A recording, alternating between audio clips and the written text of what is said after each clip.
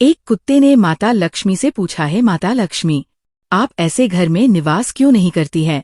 एक समय की बात है, एक गांव में एक साधारण सा कुत्ता रहता था। वो गांव के हर गली नुक्कड़ पर भटकता रहता था और दिन में जो भी मिल जाए खा लेता था। उसका नाम मोती था। मोती थोड़ा समझदार और सोचने समझने वाला कुत्ता था। एक दिन वो गांव के एक मंदिर के पास बैठा हुआ था। मंदिर में लोग पूजा पाठ में लगे थे और माता लक्ष्मी की आराधना कर रहे थे। मोती ने देखा कि लोग माता लक्ष्मी की प्रतिमा के आगे दीपक जलाते, फूल चढ़ाते और उनसे अपने घरों में वास करने की प्रार्थना करते। मोती के मन में एक सवाल उठने लगा। वो सोचने लगा, माँ लक्ष्मी तो धन धान्य की देवी हैं और सब लोग इन्हें अपने घर में वास करने के लिए बुलाते हैं, लेकिन क्या सच में माँ लक्ष्मी सभी घरों में वास करती हैं? इस सवाल का जवाब जानने के लिए मोती ने ठान लिया कि वह खुद माता लक्ष्मी से पूछेगा। अगले दिन एक पवित्र समय पर उसने हिम्मत जुटाई और माता लक्ष्मी की प्रतिमा के सामने जाकर विनम्रता से कहा, हे माँ लक्ष्मी, मैं मोती हूँ, मुझे एक बात पूछनी है। माता लक्ष्मी ने मुस्कुराते हुए मोती की ओर देखा और कहा, बोलो मोती, क्या सवाल है तुम्हारा? मोती ने धीरे धीरे कहा, हे माँ, आपने कभी सोचा है कि आप हर घर में वास क्यों नहीं करती? आखिर ऐसा क्यों होता है कि कुछ घर तो आपके आशीर्वाद से भरे रहते हैं और कुछ घर में दुख और तकलीफ ही रहती है? माता लक्ष्मी ने थोड़ी देर सोचा और फिर बोली, मोती, तुम्हारा सवाल बहुत गहरा है। हर घर में वास करना मेरे लिए संभव नहीं है और इसके कुछ कारण भी है। ये सुनकर मोती ने उत्सुकता से पूछा, क्या आप मुझे उन कारणों के बारे में बता सकती हैं? माँ, माता लक्ष्मी ने प्रेम पूर्वक मोती की ओर देखते हुए कहा, सुनो मोती, जहाँ अहंकार, आलस्य और अधर्म हो, वहाँ मैं नहीं रह सकती। मैं वहाँ निवास करती हूँ जहाँ मेहनत, ईमानदारी और सहृदयता हो।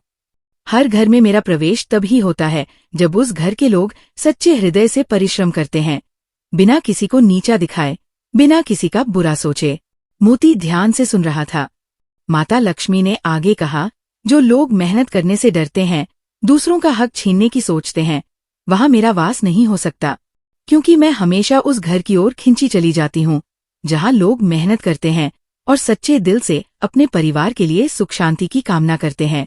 मोती ने सिर हिलाते हुए कहा, तो क्या इसका मतलब ये है कि केवल मेहनती और ईमानदार लोगों के घर में ही आप रह सकती हैं?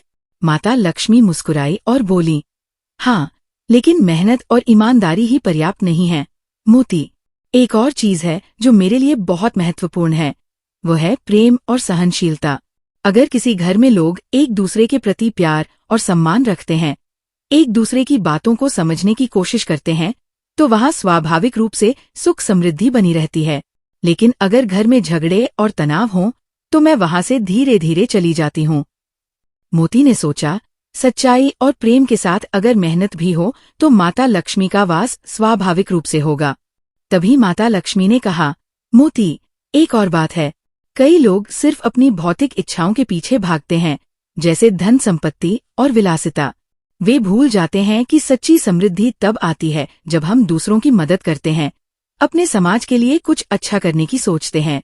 मोती ने कहा, तो क्या इसका मतलब ये है कि हम जितना दूसरों की भलाई सोचेंगे, उतना ही हमारी खुशियों में वृद्धि होगी?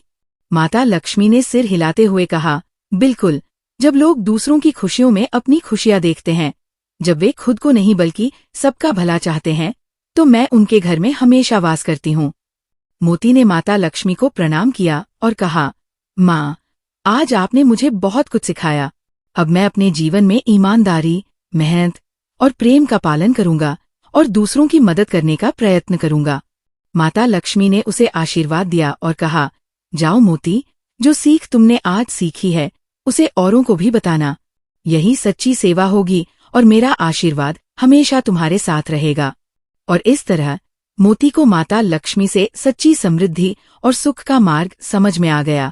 वह खुशी खुशी वहां से चला गया, लोगों को सिखाने के लिए कि माँ लक्ष्मी सिर्फ धन ही नहीं बल्कि प्रेम, सच्चाई और परिश्रम की भी देवी है।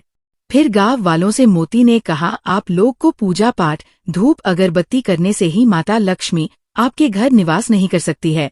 इसीलिए इस कहानी में माता लक्ष्मी जो भी बात बताई है वो अनिवार्य है। तो दोस्तों, वीडियो कैसा लगा कमेंट में जरूर लिखिएगा अगर आप हमारे वीडियो में पहली बार आए हैं तो चैनल को सब्सक्राइब जरूर कर लीजिए और मेरे प्यारे दोस्तों जाते जाते एक प्यारा सा लाइक करते जाइए। तो चलिए विदा चाहता हूँ, फिर इसी तरह का रोमांचक कहानी को लेकर अगले वीडियो में मिलते हैं। वीडियो को पूरा देखने के लिए आपका धन्यवाद। जय मां लक्ष्मी, जय श्री कृष्ण, राधे राधे।